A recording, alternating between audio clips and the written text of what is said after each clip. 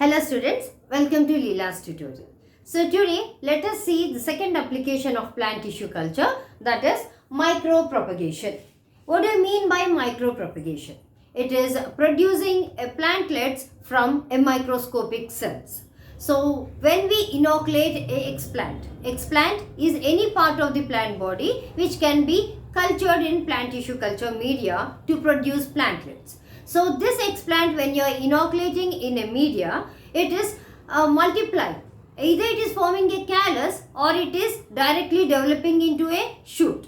Right? So in this case, if the callus consists of hundreds of cells, each and every cell will propagate or produce a single plantlet.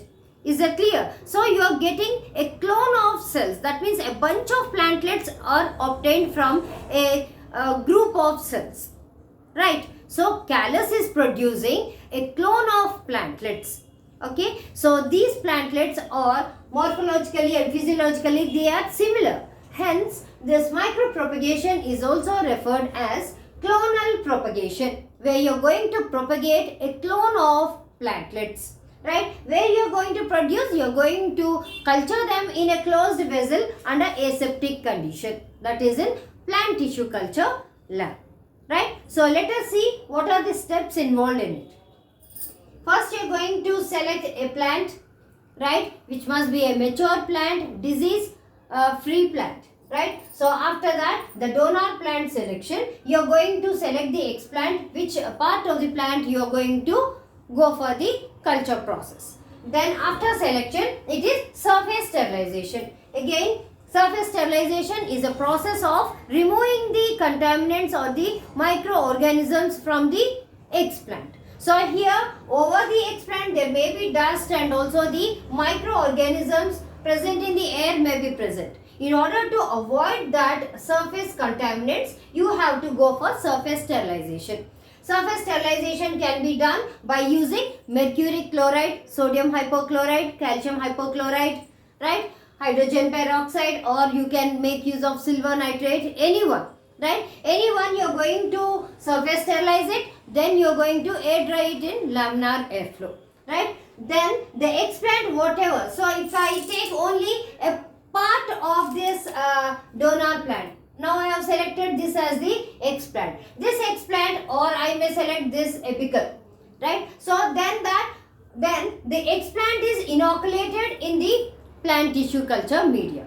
Right? So after inoculation, now I must provide complete nutrients in the plant tissue culture media. Again, it is either MS media or Eagle's minimal essential media or Murashig and Skoog media or White's media. Right? So you can use any of these media which is suitable for the explant. Apart from that, you are going to provide suitable plant growth promoters. Right? In presence of those growth promoters, here the explant will survive in this during incubation process. And then within 2 to 3 months, it will establish shoot over the explant. Right? That means here the shoot system is started. The arise of the shoot from single cells is started. That is called as establishment of shoots.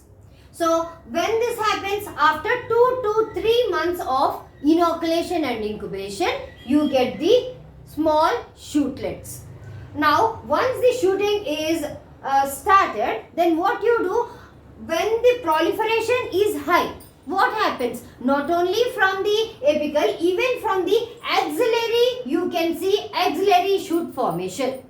Right? Or not only from the, see, this is called as apical and this is called as axillary. Right? So now the explant whatever is present, it is growing into shoot and also the axillary shoots are arising.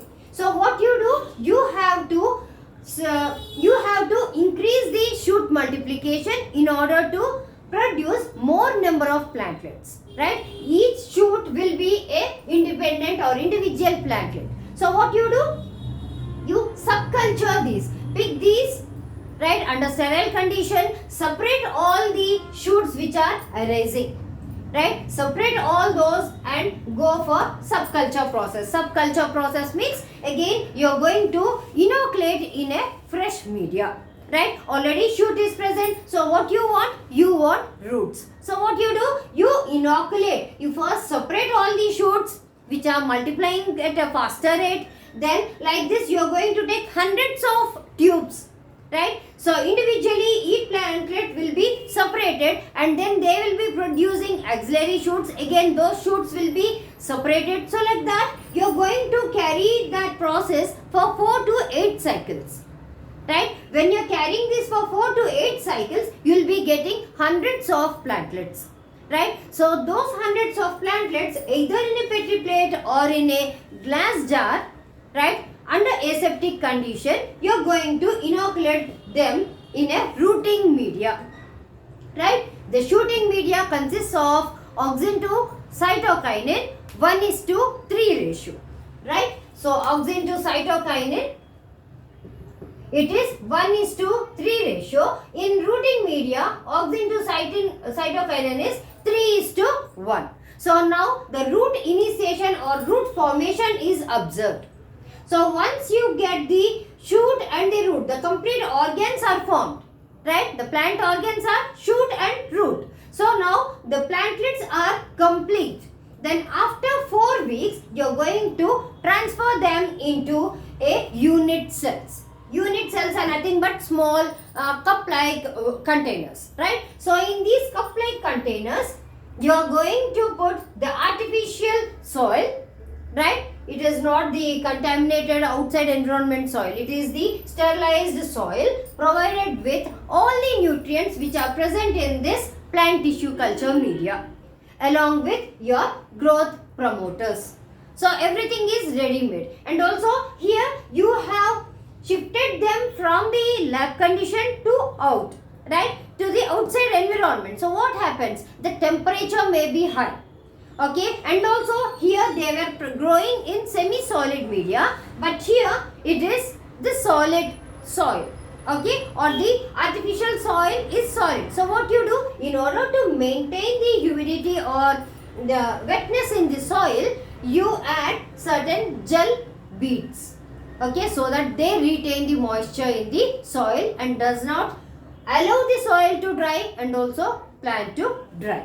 Okay, so here it is called as acclimatization. You are adjusting the plantlets to the outside environment gradually, not suddenly. If you transfer this to the soil directly, they will die of shock. Right? So here you have to make these plantlets get adjusted to the outside environment gradually. So this process of making them transform or making them tolerant to the outside environment is called as acclimatization process. Right? Once the acclimatization process is done, right, in the unit cells, that means each plantlet will be present in each separate container. Then you are transferring that to the nurseries. So even in nurseries you may see the black color covers in which the plants are grown. So here it consists of completely manure and soil, right? Complete manure and soil without any added nutrients, right? So no added nutrients will be present, but they will be maintaining them in the greenhouse. So in the greenhouse, the complete sunlight, no direct sunlight will be falling on the plant, and also the sprinklers will be there in order to sprinkle the tiny water so that the moisture content is maintained in the greenhouse. So after this process, after nursery production, they are planted in the soil, in the natural environment, either in the soil, in the pots, or in the normal fields. Is that clear? So this is the micropropagation process, where it is also called as clonal propagation, where you can produce a clone of plantlets which can be required for agriculture farmers for their agriculture process. Is that clear? If you have any doubts, put it in comments and subscribe for further videos.